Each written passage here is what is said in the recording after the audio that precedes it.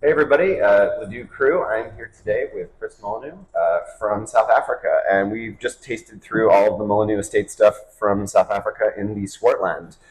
Chris, so nice to see you again. The last time I saw you, I think, was in South Africa a couple of years ago when I got to visit the Roundstone vineyard there, which is the home vineyard, right? Correct. Tell us a little bit about the Swartland and why it's such a wonderful place to make wine. Well, yeah, firstly, thanks for having me. It's awesome to be here and good to see you again. Yeah, Swartland is just outside Cape Town in South Africa. So beautiful, sunny, dry climate, blessed with a lot of really old vines. The weather that we have lets vineyards get really, really old. So we're working with a lot of old vine vineyards, and particularly Chenin grows extremely well there. So Chenin Blanc is a grape that's been in South Africa for hundreds of years. It's kind of adapted to our climate, the growing conditions there.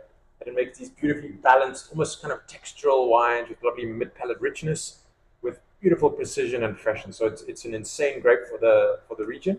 So our whites are focused around Chenin, and then the reds, Mediterranean varieties, Syrah, Grenache, Cinsault just work beautifully there. So that's a big focus of ours. Yeah, we've long been a huge supporter of the Kloof Street. We've carried every single one of your wines in different vintages and different amounts, depending on what we're really jazzed about that particular year. I kind of refer to the Kloof Street as the fine wine for everyone. Okay. But can you tell us a little bit about, because like when I tasted this vintage of the Roundstone, it really brought me back to standing in your vineyard. There is this term, fynbos. I'm saying that right, right? Yeah, fynbos. Yeah. Yeah, and that is a term about kind of the local ecology, correct? Yeah, It's yeah. it's the local plants that grow in the area, the natural vegetation, exactly. So Swartland, if you come out to our area, which you have, it's a beautifully wild place. We have vineyards, but it's not just vineyards everywhere. There's a bit of wheat, there's olives, there's cattle, there's all kinds of things growing, but it's all surrounded by this natural vegetation called fynbos.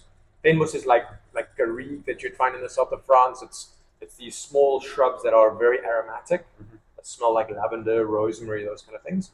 And those aromatics actually drift into the vineyards and land on the grapes, and we get this slight kind of floral aromatic profile in mostly in the reds, but it comes through a little bit in the whites as well. yeah, it's incredible to me because there is, I think, a perception historically of South African wines kind of all being one kind of way because of years ago bulk wine industry things. But I actually have encountered very few places on earth that really do have that sense of place in the way that your wines do. So, I mean, as always, well done and thank you.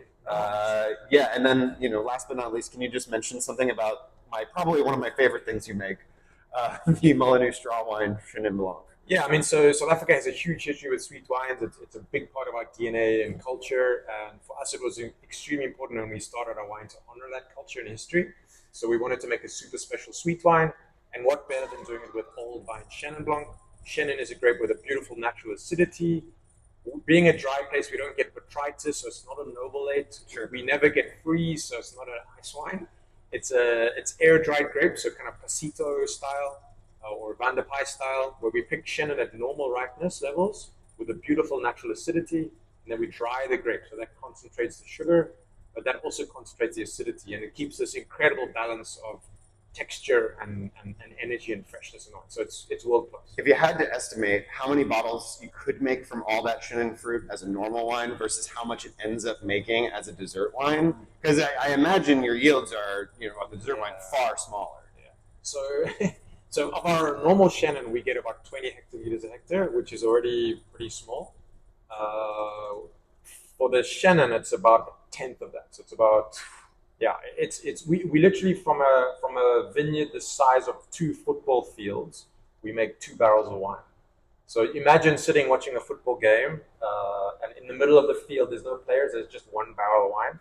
That's what we get out of that kind of area. So it's minuscule. We make in total 8 barrels a year, which is it's not a real labor of love. Yeah. Well, thank you so much. I really appreciate it. Yeah, awesome to be more here. soon. Yeah, thank you.